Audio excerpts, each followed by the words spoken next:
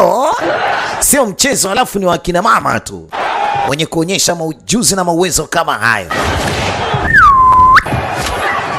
Asalala, ni vitasa vya kwenda shule.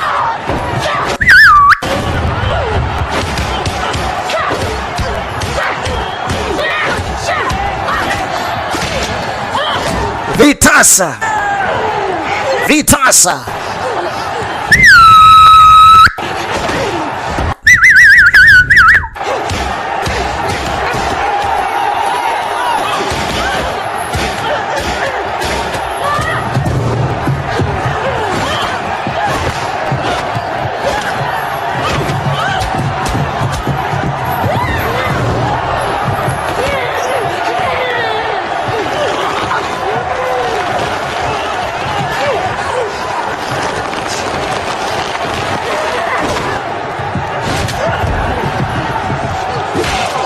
Bwana, hawa kina mama leo wanaonyeshana show, ile show ya kibabe.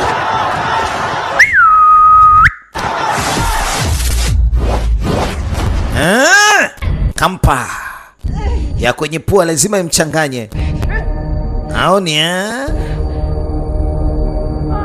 pambana, fight. Anapokea nyingi. Aya, pambano linaisha hapa hapa ye. Anamaliza mchezo kama hivi umdada. Hii sidhani kama ataweza kuamka. Aya.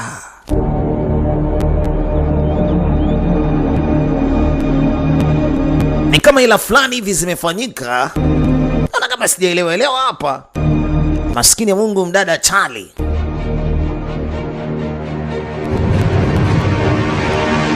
Ni katika jiji la Kuala Lumpur nchini Malaysia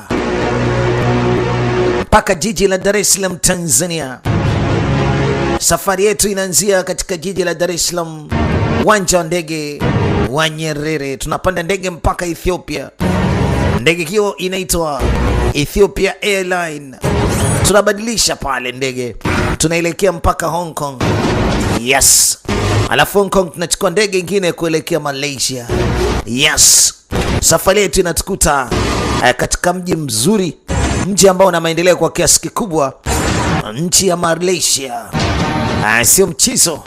Bwana, mimi natoka ndani ya jiji la Dar es Salaam Tanzania. Naitwa DJ Mark G Machine, idara ya Achiche Production, kama Daus, kama kawaida. Tunaendelea kutiririka na zile vocals za kivampire. 70% ya wananchi katika nchi ya Malaysia ni Waislamu.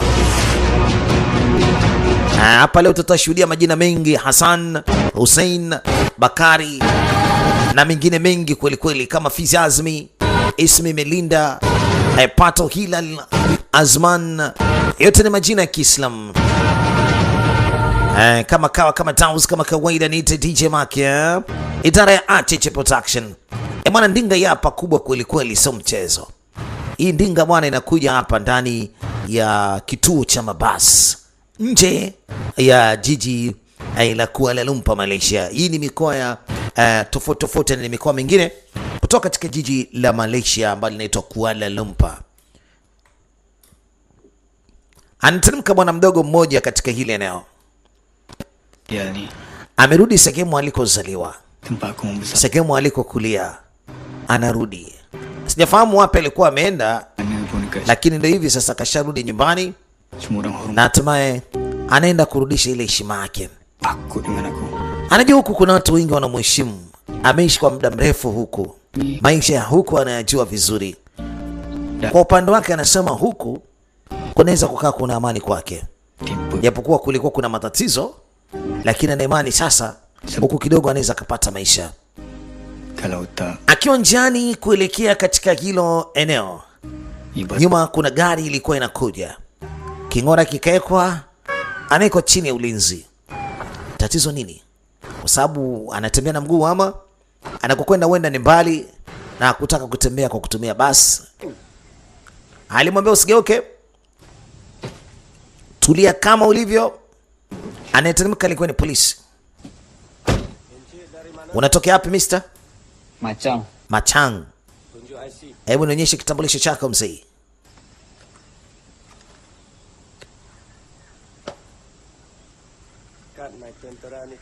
Hii ni kadi kutoka katika nchi nyingine ama eneo lingine. Sio hapa wewe, si ndio? Anasema ndio. Huku umekuja kufuata nini? Nimekuja kumtembelea mzazi wangu. Hebu geuka kwanza kidogo. Taratibu taratibu, usigeuke kwa kasi. Aze mpuzi kweli. Bado mzima mtu wangu. Mimi nitakuchapa, unajua wewe usiniletee mazoea. Mama. Toba. Bwana, Inspector, fanya kazi yako mwana moja. Yeyote anajifanya kwamba yeye ni mjanja na analeta ukorofi, acha kipigo kimkute. Aku merantau jauh-jauh ni pasal apa? Sebab aku nak berubah. Tolonglah bising ah. Ni marafiki kwa muda mrefu, wamezaliwa eneo moja, wamekuwa eneo moja, lakini huyu mmoja anaenda kutafuta maisha nje ya hapa. Na leo hii ameweza kurudi. Kwa hiyo maisha yanaendelea. Hassan. Dua ekor ni. Hebu jaribu kuangalia vijana wawili, unawakumbuka vizuri? Apa macam rasa pelik tak duduk belah depan kereta polis? Bang. Wow. Abang ya. Huyu ni Hassan Munas eh? Oh, famous. Bwana wewe jamaa wangu ni maarufu kishenzi. Serious, ni wewe kweli Hassan Munas? Hassan Munas yang pukul tak mati. Hassan Munas ambaye nimesikia kwamba alikuwa anachapa watu huku. Aina alikuwa anakomesha vijana wote wauni. Tak kena aku. Ameondoka kitambo kidogo, lakini kizazi cha sasa. Ameondoka takriban miaka kama 9 iliyopita nyuma. Lakini kizazi cha sasa wanajua historia ya Hassan Munas.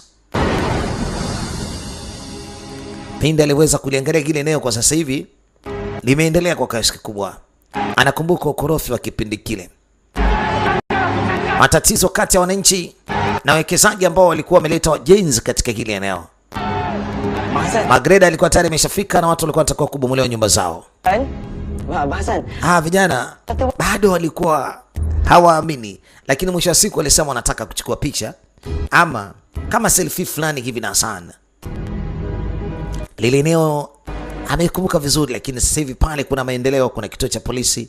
Zamani lilikuwa ni eneo baya kweli kweli, sio mchezo. Maana hivi ni viunga ambavyo alikuwa anakaa Hassan kwenye hizo block hapa. Tapi aku rasa lagi elok kan sendirilah. Tengok apa terjadi sebenarnya. Ndugu yangu, acha tu nikupe story mbili tatu katika ile eneo lako. Ile eneo lako bwana, bado vurugu zinaendelea. Kama satu lah. Basi naomba tuonane jioni, hata unilie msosi bwana, hata kinywaji nini, tupige stories na zile. Ambaye na shida tugonge. Bye basi. Wataonana jioni. Adik kau. Lakini vipi? Dadako bado hajaolewa? Aku pijak ngoja lagi. Wewe mpuzi, ni unamtaka tena dadangu? Takuchapa. Bwana kweli? Ciao. Bye. Bwana, hii ndio mitaa ambako Hassan amekulia. Bwana, vurugu bado zinaendelea katika ile eneo. Ugomvi kila mahali. Woo! Bwana, bado utundu bado unaendelea katika hii mitaa. Hassan alicheza hapa tokea angali mdogo, hizi vurugu anazijua. Kwa hiyo vizazi hadi vizazi vinarithi huu upuzi. Yes, hizi ndio block A na B ambazo alikuwa anaishi. Anakumbuka mambo mawili matatu enzi hizo.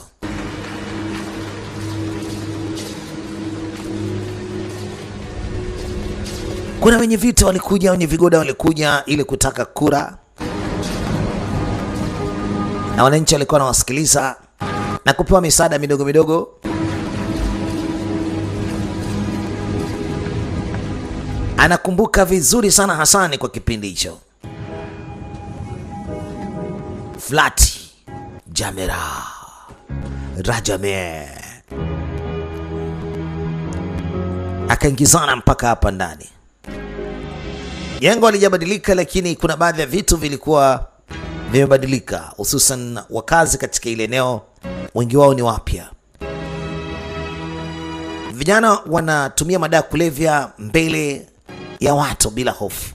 Ina maana kizazi kinachoendelea katika ile eneo hapa watalisi madawa ya kulevya.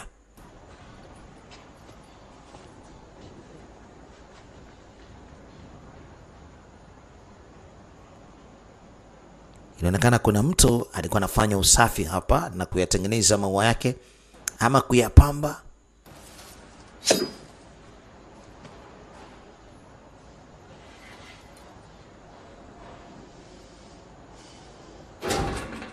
Assalamualaikum. Waalaikumsalam. Assalamu alaikum. Walaikum salam. Huyu binti alivyomuona hakuamini macho yake. Hassan,